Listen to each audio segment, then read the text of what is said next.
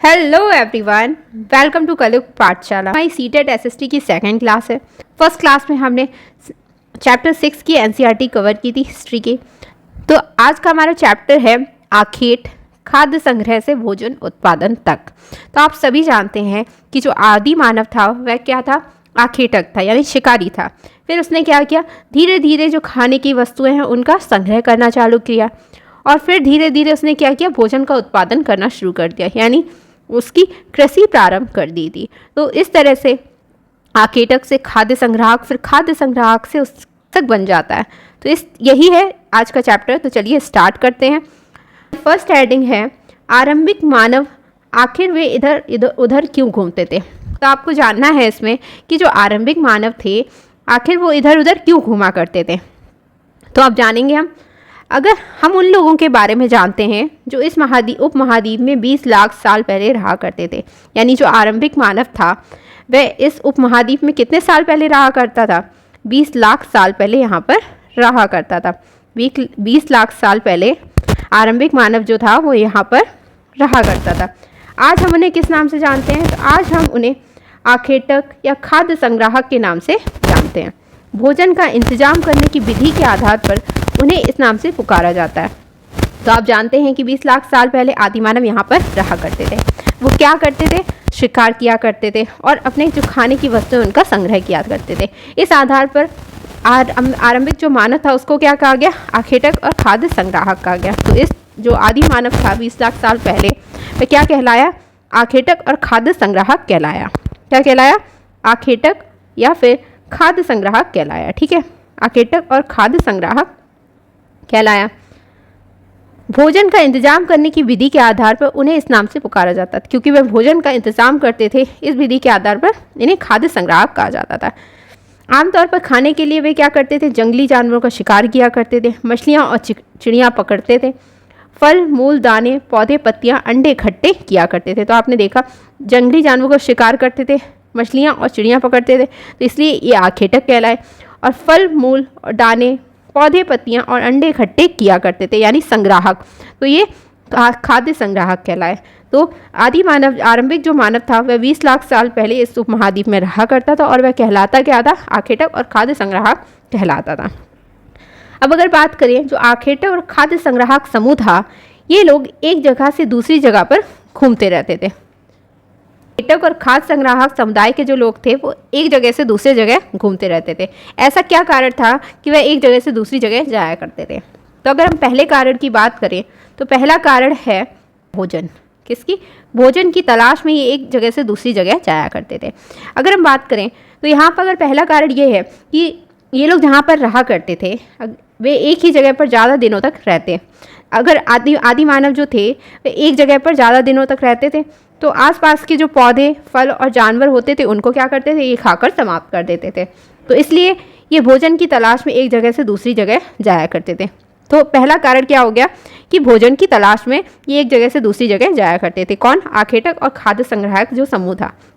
अगर हम दूसरे कारण की बात करें तो दूसरा कारण था जो जानवर होते थे उनका शिकार करते हुए ये एक जगह से दूसरी जगह जाया करते थे। तो जानवर जो हुआ करते थे वे अपने शिकार के लिए, जानवर जो है वो अपने खाने की तलाश में जाया करते थे, या फिर हिरण और मवेशी अपना चारा ढूंढने के लिए एक जगह से दूसरी जगह जाते थे। और इनके पीछे क्या होता था, जो आदि मानव है वह भी इनके पीछे पीछे चला जाता था। इन जानवरों का जो शिकार करने वाले लोग थे वे इनके पीछे पीछे जाया करते थे, यानी जानवर अपना शिकार करने के लिए जाया करते थे और जो आदि मानव था इनका शिकार करने के लिए जाया करते थे। तो एक जगह से दूसरी जगह इस तरह से जाया करते थे। अगर हम बात करें तीसरे कारण की, तो तीसरा कारण यह है कि पेड़ पौधों और जो पेड़ पौधे होते थे, तीसरा कारण है जो मौसम परिवर्तन होता था। जैसे मौसम के परिवर्तन से क्या होते हैं, कुछ पेड़ पौधे ऐसे होते हैं जो किसी खास मौसम, पेड़ों और पौधों में फल फूल अलग अलग मौसम में आते हैं। ठीक है, तो लोग इनकी तलाश में उपयुक्त मौसम के अनुसार अन्य इलाकों में घूमते होंगे। मतलब कुछ पेड़ पौधे ऐसे होते हैं जो कुछ एक खास मौसम तक ही फल फूल देते हैं, फिर उसके बाद पतझड़ हो जाते हैं। तो इसी तरह से फिर जब उधर उन्हें खाना नहीं मिलता था तो खाने की तलाश में ये कहाँ दूसरी जगह जाया करते थे जहाँ पर इन्हें फल फूल और जो खाने का भोजन है वो सब इन्हें प्राप्त हो जाए, तो इसलिए ये जाया करते थे। अब बात करें अगर चौथे कारण की, तो चौथा कारण था पानी। पानी के बिना किसी भी प्राणी या पेड़ पौधे का जीवित रहना संभव नहीं होता और पानी झीलों, झरनों और नदियों में ही मिलता था। यद्यपि कुछ नदियाँ और झीलों का पानी कभी नहीं सूखता है, मगर कुछ झीलें और नदियों में पानी बारिश के बाद ही मिल पाता है। तो ऐसे जिनमें पानी बारिश के बाद ही मिल पाता है, तो एक टाइम के बाद इसीलिए ऐसी झीलों और नदियों के किनारे बसे लोगों को सूखे मौसम में पानी की तलाश में इधर उधर जाना पड़ता है।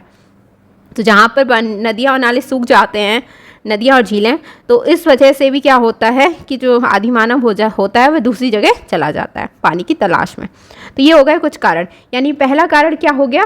भोजन हो गया। क्या हो गया पहला कारण? पहला कारण हो गया भोजन। आखेटक और खाद्य संग्राहक समूह के जो लोग थे वे एक जगह से दूसरी जगह भोजन के कारण जाया करते थे। दूसरा जो कारण है वो शिकार के लिए। तीसरा जो कारण है वह है जो मौसम के अनुसार, ठीक है, मौसम की अगर बात करें। चौथा कारण क्या है? पानी। ठीक है, तो ये कुछ कारण हो गए जिसकी वजह से जो आदि मानव था वह एक जगह से दूसरी जगह जाया करते थे। तो यहाँ से आपका जो क्वेश्चन बनता है वो स्टेटमेंट बेस्ड पूछा जाता है। तो आपको ये सारे जो ये कारण बताए गए ये पता होने चाहिए, तभी आप स्टेटमेंट वाले जो क्वेश्चन आते हैं वो आप कर पाएंगे। चलिए नेक्स्ट हेडिंग है आरंभिक मानव जो थे उनके बारे में जानकारी कैसे मिलती है। तो देखते हैं, पुरातत्वविदों को कुछ ऐसी वस्तुएं मिली जिनका निर्माण और उपयोग आखेटक और खाद्य संग्राहक किया करते थे। जो पुरातत्वविद थे यानी जो पुरानी वस्तुओं से सुराग ढूंढ लेते थे, मतलब पुरानी वस्तुओं से उस काल के उस समय के बारे में जानकारी निकाल लेते हैं, वो पुरातत्वविद होते हैं। तो कुछ ऐसी वस्तुएं मिली जिनका निर्माण, जिनको बनाया और उसका उपयोग किया किसने? आखेटक और खाद्य संग्राहक जो थे उन्होंने। ये संभव है कि लोगों ने अपने काम के लिए क्या किया? पत्थरों, लकड़ियों और हड्डियों के औजार बनाए होंगे। इनमें से पत्थरों के औजार आज भी बचे हुए हैं। तो इन्होंने अपने काम के लिए पत्थर, लकड़ी और हड्डी के औजार बनाए, और जो आज हमें मिले हैं वो किसके? पत्थर के औजार आज भी बचे हुए हैं। इनमें से कुछ औजारों का उपयोग फल फूल काटने के लिए, हड्डियाँ और मांस काटने के लिए और पेड़ों की छाल और जानवरों की खाल उतारने के लिए किया जाता था। कुछ के साथ हड्डियाँ और लकड़ियों के मुट्ठे लगाकर भाले और बाढ़ जैसे हथियार बनाए जाते थे। कुछ औजारों से लकड़ियाँ काटी जाती थी। लकड़ियों का उपयोग कैसे करते थे? ये ईंधन के साथ साथ झोपड़ी और औजार बनाने के लिए भी किया करते थे। चलिए अगर हम अब बात करते हैं रहने की जगह निर्धारित करना, तो यहाँ पर बात करें रहने की जगह निर्धारित करना, यानी आदि मानव जो थे उनकी बात हो रही है। ठीक, तो यहाँ पर लाल त्रिकोण वाले स्थान क्या है? वे पुरा स्थल है जहाँ पर आखेटक और खाद्य संग्राहकों के होने के प्रमाण मिले हैं। इसके अलावा और भी कई स्थानों पर आखेटक और खाद्य संग्राहक रहा करते थे। मानचित्र में सिर्फ कुछ गिने चुने ही चिन्हित किए गए हैं। कई पुरास्थल नदियों और झीलों के किनारे भी पाए गए। तो चलिए देख लेते हैं कौन कौन से पुरास्थल हैं। तो यहाँ पर बात हो रही है जो पुरास्थलों की। तो यहाँ पर एक हो गया आपका भीमबेटका, ठीक है, भीमबेटका, कुन्नूल की गुफाएं, हुंसगी। तो भीमबेटका से ये वे पुरास्थल है जहाँ पर क्या आदि मानव रहा करते थे, यानी जो आखेटक और खाद्य संग्राहक थे वो यहाँ पर रहा करते थे। और जो कुन्नूल की गुफा, यहाँ पर क्या हुआ? आग की खोज हुई है। किसकी? आग की खोज हुई है। कुन्नूल की गुफा यहाँ पर क्या हुई है? आग की खोज हुई है। और ये कैसा? ये एक पुरापाषाणिक स्थल है। कैसा? पुरापाषाणिक स्थल है। ठीक है, ये कैसा? एक पुरापाषाणिक स्थल है, ये आपको याद रखना है। पुरापाषाणिक पुरा स्थल है। ठीक है, अब अगर हम बात करें जो नवपाषाणिक पुरा स्थल है, तो नवपाषाण के जो पुरा स्थल है उसमें आता है पय्यमपल्ली, हल्लूर, और अगर बात करी जाए तो महागढ़ा और कोलडीवा, चिरांद, दाऊजली, हेडिंग, मेहरगढ़, ये सारे नवपाषाणिक स्थल हैं। और महापाषाणिक पुरा स्थल में अगर बात करें तो आदि चन्नूर, ब्रह्मगिरी, तो ये कुछ हो गए महापाषाणिक पुरा स्थल। चलिए अब इसके बारे में अब हम आगे बात करने वाले हैं। पत्थर के उपकरण बहुत महत्वपूर्ण थे, इसलिए लोग ऐसी जगह ढूंढते रहते थे जहाँ अच्छे पत्थर मिल सकें। ये लोग ऐसी जगह पर रहा करते थे जहाँ पर इन्हें अच्छे पत्थर उपलब्ध हो सकें। तो यहाँ पर अगर हम बात करें भीमबेटका की, तो भीमबेटका एक मोस्ट इंपॉर्टेंट स्थल हो जाता है और यहाँ से क्वेश्चन बनता है। तो भीमबेटका कहाँ पर है आपको ये पता होना चाहिए। तो भीमबेटका आधुनिक मध्य प्रदेश में है। कहाँ पर? आधुनिक मध्य प्रदेश में है। और ये एक पुरा स्थल है। ठीक है, कैसा? ये पुरा स्थल है और पुरापाषाणिक स्थल है। यहाँ पर हमें मिला क्या क्या है? यहाँ पर हमें गुफाएं मिली और कंदराएं मिली हैं। लोग इन गुफाओं में इसलिए रहते थे क्योंकि उन्हें बारिश, धूप और हवाओं से राहत मिलती थी। और ये जो भीमबेटका की गुफाएं ये कहाँ पर स्थित हैं? तो ये गुफाएं नर्मदा घाटी के पास स्थित हैं। ठीक है, चलिए आगे देखेंगे हम। अब बात करते हैं पुरा स्थल क्या होता है।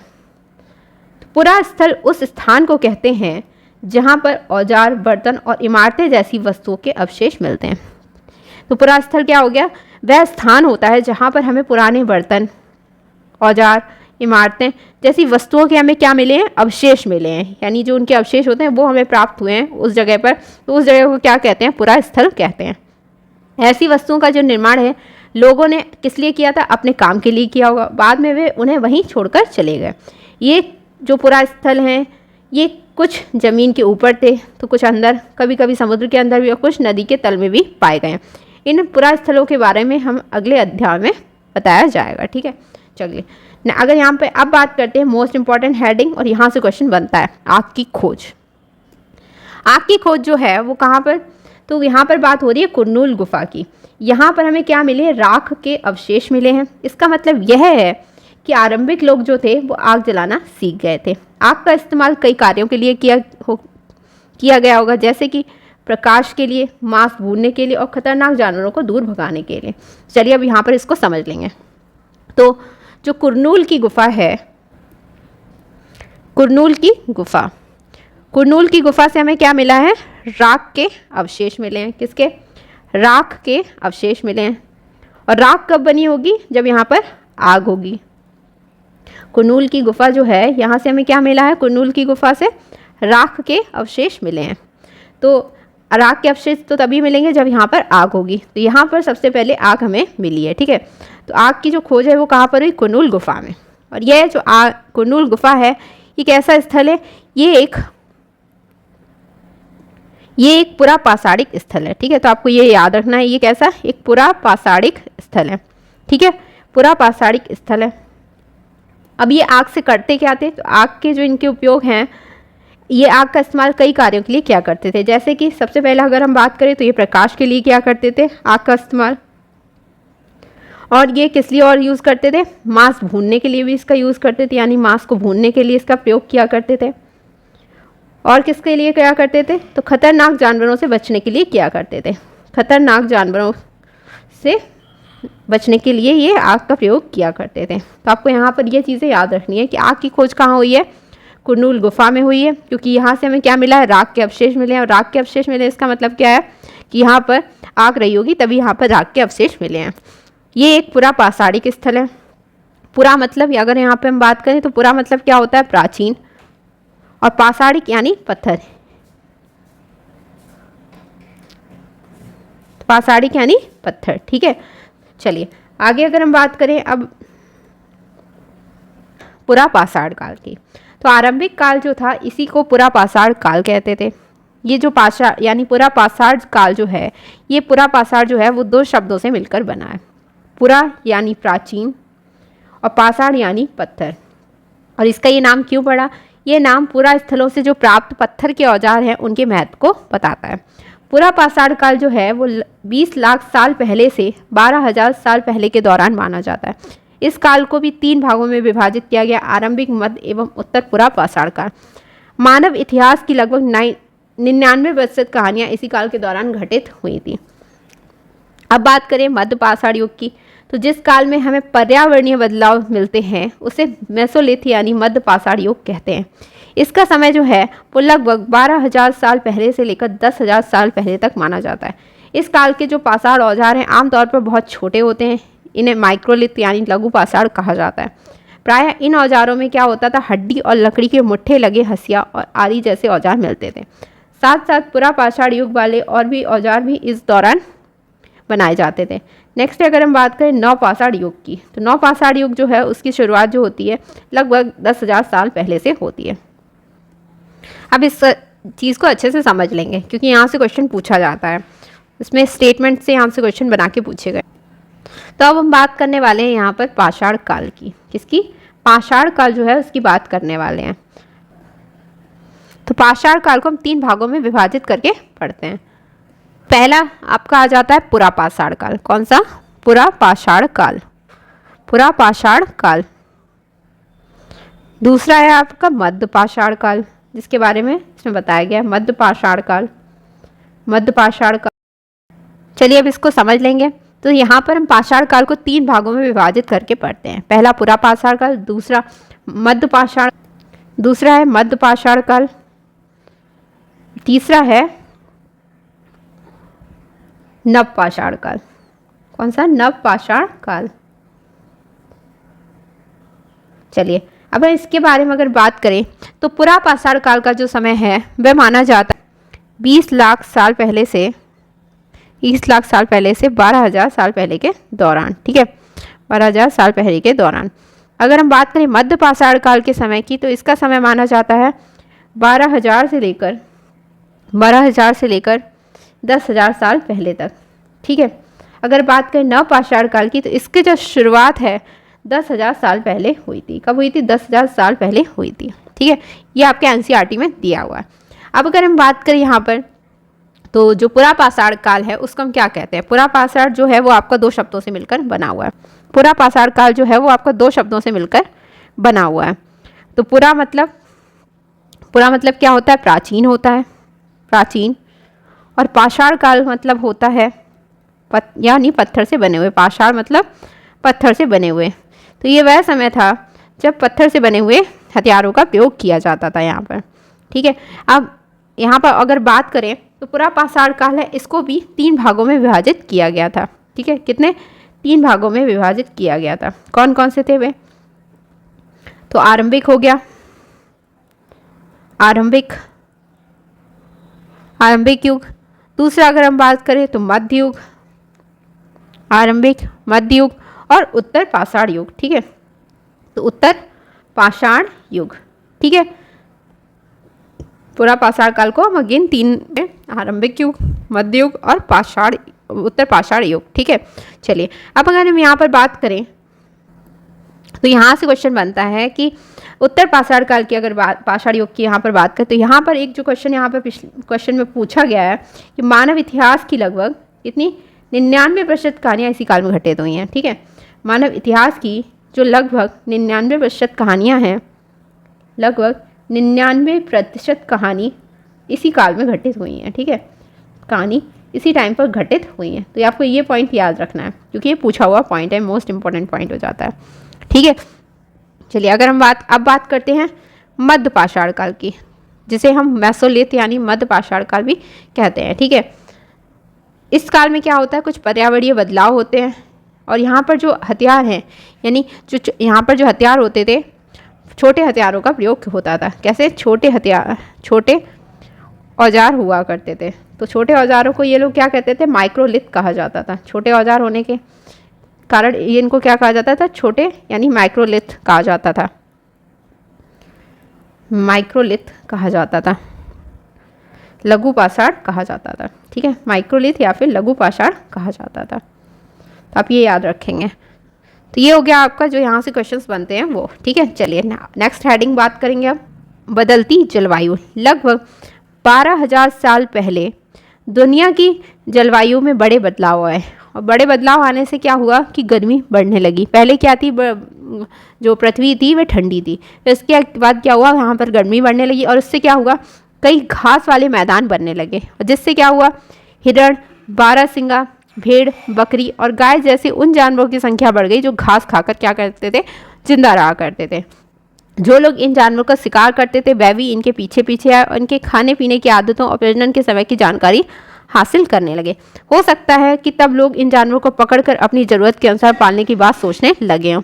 साथ ही इस काल में मछली भी भोजन का महत्वपूर्ण स्रोत बन गई। तो यहाँ पर अगर हम बात करें तो 12,000 साल पहले जब जलवायु में परिवर्तन आया तो यहाँ पर लोग क्या किए? घास के मैदान बने और इन्होंने इससे जो घास खाने वाले जानवर थी उनकी संख्या बढ़ने लगी और इनकी जो आदतें और प्रजनन के समय की जानकारी थी वो हासिल करके लोगों ने क्या किया? इन जानवरों को पकड़ना शुरू कर दिया। यानी हम कह सकते हैं कि यहाँ पर पशुपालन शुरू हो गया था और इस काल में मछली भी भोजन का महत्वपूर्ण स्रोत बन गई थी। चलिए नेक्स्ट हेडिंग है खेती और पशुपालन की शुरुआत।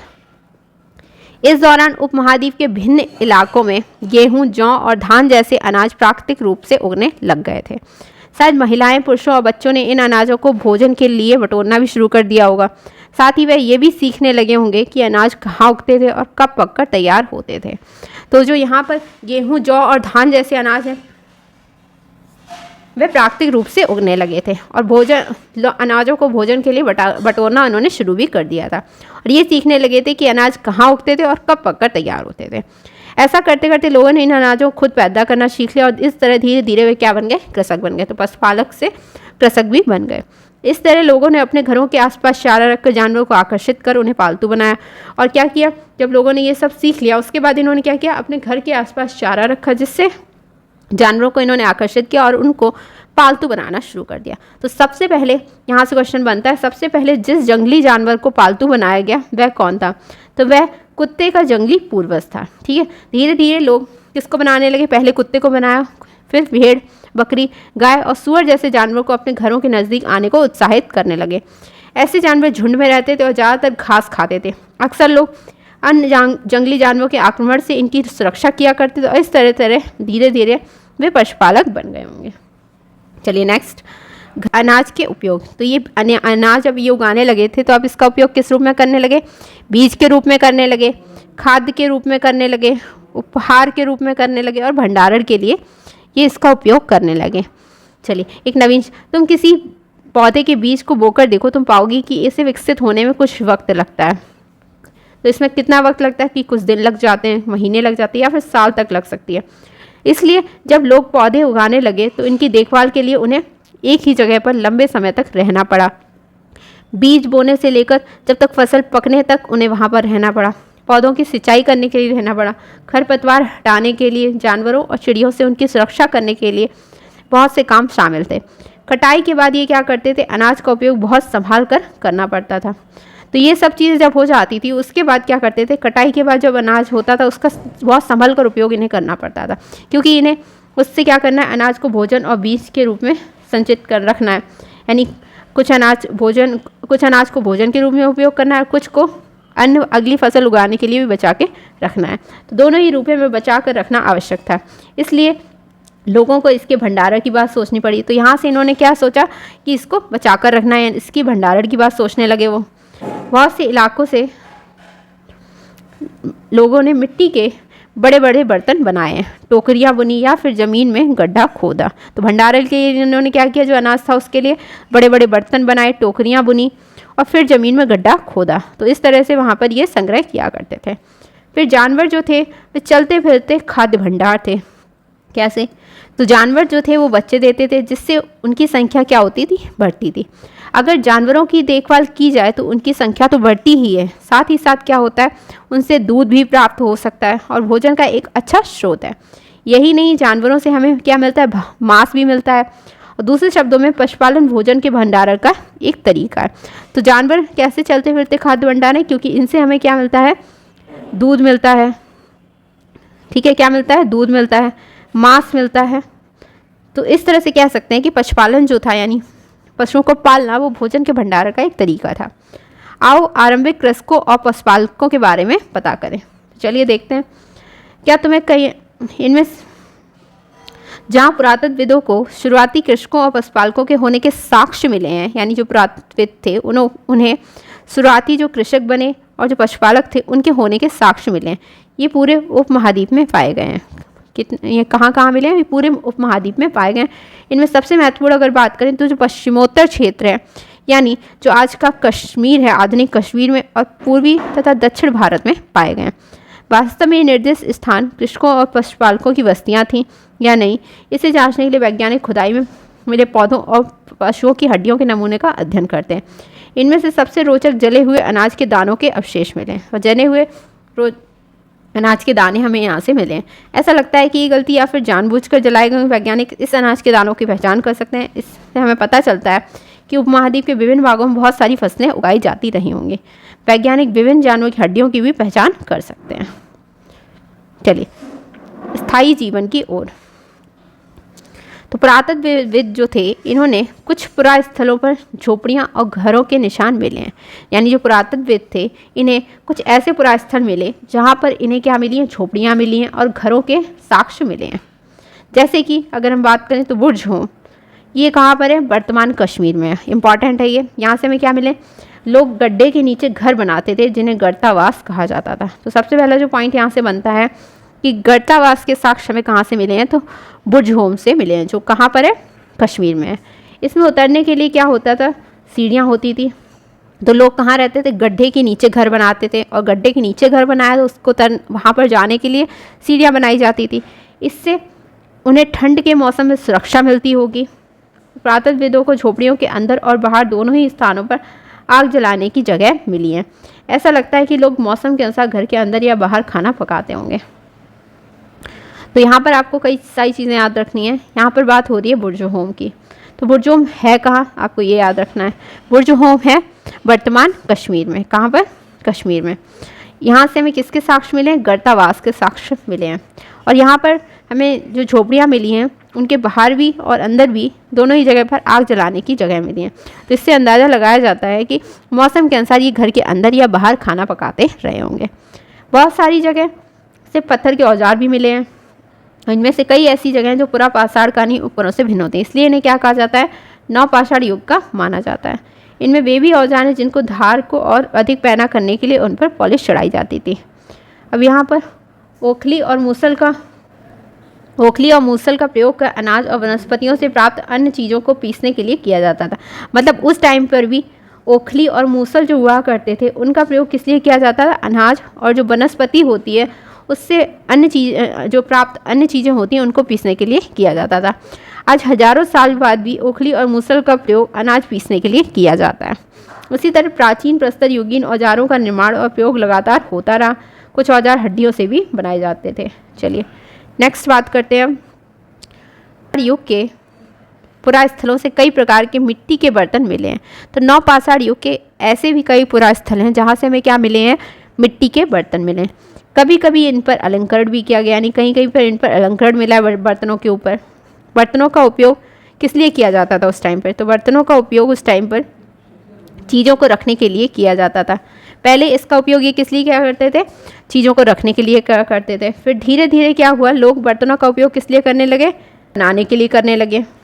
फिर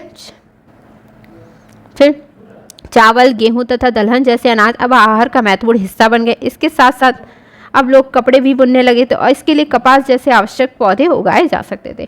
तो नवपाषाण युग के जो पुरा स्थल मिले हैं इनसे हमें क्या मिले हैं, मिट्टी के बर्तन मिले हैं और इन पर क्या हुआ है, अलंकरण भी हुआ है। तो ये चीज़ें आपको याद रखनी है। यहाँ से हमें बर्तनों का उपयोग किस लिए किया जाता है, तो ये पता चला है कि चीज़ों को रखने के लिए बर्तनों का यूज़ करते थे और खाने को बनाने के लिए क्या करते थे। चावल, गेहूं और दलहन जैसी अनाज जो होते थे ये इनके आहार का महत्वपूर्ण हिस्सा बन चुके थे नवपाषाण युग आने तक। इस काल में जो लोग थे वो कपड़े भी बुनने लग गए थे और कपास जैसे आवश्यक पौधे भी उनके द्वारा उगाए जाने लगे थे। क्या ये परिवर्तन हर जगह एक ही साथ आए होंगे, ऐसी बात नहीं। एक तरफ जहाँ कई जगह पर स्त्री पुरुष शिकार और भोजन संग्रह का काम करते थे, वहीं अन्य लोगों ने हजारों सालों के दरमियान धीरे धीरे खेती और पशुपालन को अपना लिया था। बहुत जगह लोग मौसम के मुताबिक बदल बदल कर अपनी जीविका चलाया करते थे। अब बात करते हैं मेहरगढ़ की, और ये इंपॉर्टेंट है, यहाँ से क्वेश्चन पूछा जाता है।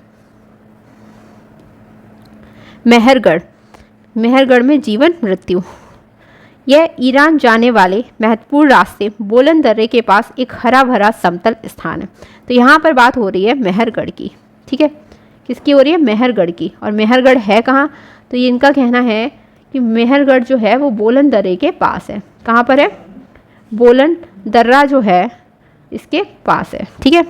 ये एक हरा भरा समतल स्थान है। मेहरगढ़ संभवतः वह स्थान है जहाँ के स्त्री पुरुषों ने इस इलाके में सबसे पहले जौ, गेहूँ को उगाना और भेड़ बकरी को पालना सीखा था। तो मेहरगढ़ वो स्थान है जहाँ पर सबसे पहले जौ और गेहूँ को उगाना शुरू किया गया था और भेड़ बकरी को पालना सीखा गया था। यहाँ विभिन्न प्रकार के जानवरों की हड्डियाँ मिली हैं, जिसमें हिरण तथा सूअर जैसे जंगली जानवर और भेड़ और बकरियों की हड्डियाँ भी मिली हैं। मेहरगढ़ में यहाँ पर जो इम्पोर्टेंट है वो चौकोर तथा आयताकार घरों के अवशेष यहाँ से हमें मिले हैं मेहरगढ़ से। तो यहाँ पर हमें जो घर मिले हैं वो कैसे मिले हैं, चौकोर और आयताकार मिले हैं।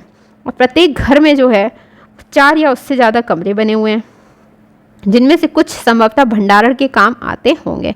और इनमें से कुछ जो कमरे थे उनमें ये कहा जाता है कि कुछ हो सकता है कि भंडारण के काम आते हैं, यानी जो अनाज रखने के काम आया करते थे। यहाँ पर ये भंडारण अपना किया करते थे अनाज का। मृत्यु के बाद सामान्यतः मृतक के सगे संबंधी उसके प्रति सम्मान जताते हैं। लोगों की आस्था थी कि मृत्यु के बाद भी जीवन होता है, और मेहरगढ़ के जो लोग थे वे ये मानते थे कि मृत्यु के बाद भी जीवन होता है। इसीलिए कब्रों में मृतकों के साथ कुछ सामान भी रखे जाते थे। और उस टाइम पर ये क्या करते थे, कब्रों में मृतकों के साथ सामान भी रखते थे। तो ये हमें कहाँ से मिला, मेहरगढ़ से प्राप्त हुआ है। और मेहरगढ़ में क्या मिला, मेहरगढ़ में कई ऐसी कब्रें मिली हैं जहाँ एक कब्र में एक मृतक के साथ एक बकरी को भी दफनाया गया है और इसे परलोक में मृतक के खाने के लिए रखा गया है। तो यहाँ पर आपको याद रखना है कि एक मृतक के साथ एक कब्र में बकरी को भी दफनाए जाने के साक्ष्य मिले हैं। और वो कहाँ से मिले हैं, मेहरगढ़ से मिले हैं। क्योंकि उस टाइम के जो लोग थे वो ये मानते थे कि परलोक जो है वो वहाँ पर जो ये मृतक है उसके खाने के लिए इस बकरी को रखा गया था। तो ये हो गया आपका सेकेंड चैप्टर हिस्ट्री का। आई होप आपको आज की क्लास अच्छी लगी होगी। अगर आपको क्लास अच्छी लगी तो वीडियो को लाइक करें, शेयर करें और चैनल को सब्सक्राइब करें। मिलते हैं नेक्स्ट वीडियो में, तब तक के लिए थैंक यू।